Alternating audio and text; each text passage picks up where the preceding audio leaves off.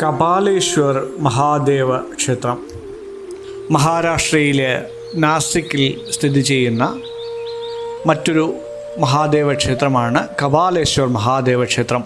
ഇത് പഞ്ചവടിയോട് ചേർന്ന് തന്നെയുള്ള ക്ഷേത്രമാണ്. വളരെ പുരാതനമായ ഒരു ചരിത്രമുള്ള ക്ഷേത്രമാണ് ഇത്.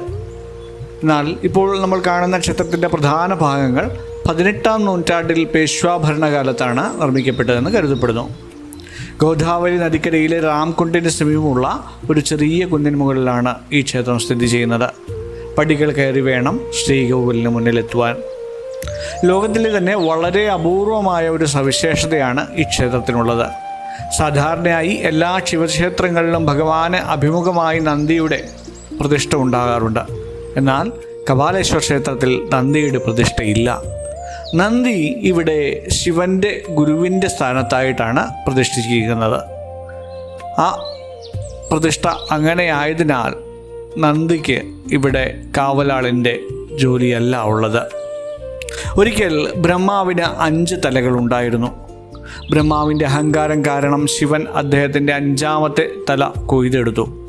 ഇതിനെ തുടർന്ന് ശിവന് ബ്രഹ്മഹത്യാ പാപവും ബാധിക്കുകയും ശിവൻ്റെ കയ്യിൽ ബ്രഹ്മാവിൻ്റെ കപാലം അഥവാ തലയോട്ടി ഒട്ടിപ്പിടിക്കുകയും ചെയ്തു.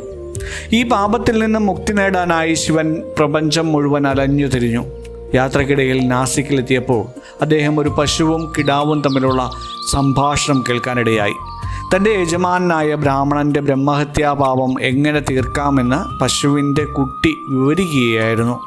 അതനുസരിച്ച് നാസിക്കിലെ ഗോദാവരി നദിയിലെ അരുണസംഗമത്തിൽ അഥവാ ഈ രാംകുണ്ടിൽ മുങ്ങി നിവർന്നാൽ ഈ പാപം മാറുമെന്ന് കുട്ടി പറഞ്ഞു കൊടുക്കുന്നു.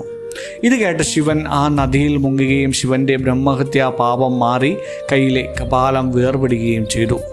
ശിവന് പാപമുക്തി നേടാനായി വഴി കാണിച്ചു തന്നതിനാൽ ശിവൻ നന്ദിയെ തൻ്റെ ഗുരുവായി സ്വീകരിച്ചു.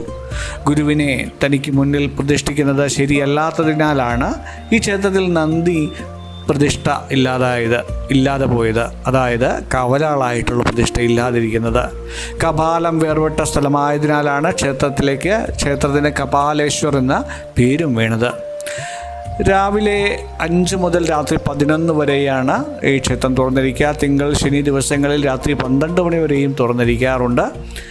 ഈ ക്ഷേത്രത്തിലേക്ക് നമുക്ക് എങ്ങനെ എത്തിച്ചേരാമെന്ന് നോക്കിയാൽ റെയിൽവേ സ്റ്റേഷൻ തൊട്ടടുത്തുള്ള നാസിക് റോഡ് റെയിൽവേ സ്റ്റേഷനാണ്. അവിടെ നിന്ന് 9-10 കിലോമീറ്റർ മാത്രമാണ് ഈ ക്ഷേത്രത്തിലേക്കുള്ള ദൂരം. അവിടെ നിന്നും ടാക്സിയും ഓട്ടോറിക്ഷയും എല്ലാം ഈ പഞ്ചവടിയിലേക്ക് അഥവാ രാംകുണ്ടിൻ്റെ സമീപത്തുള്ള ഈ ക്ഷേത്രത്തിലേക്കെല്ലാം ലഭ്യമാണ്.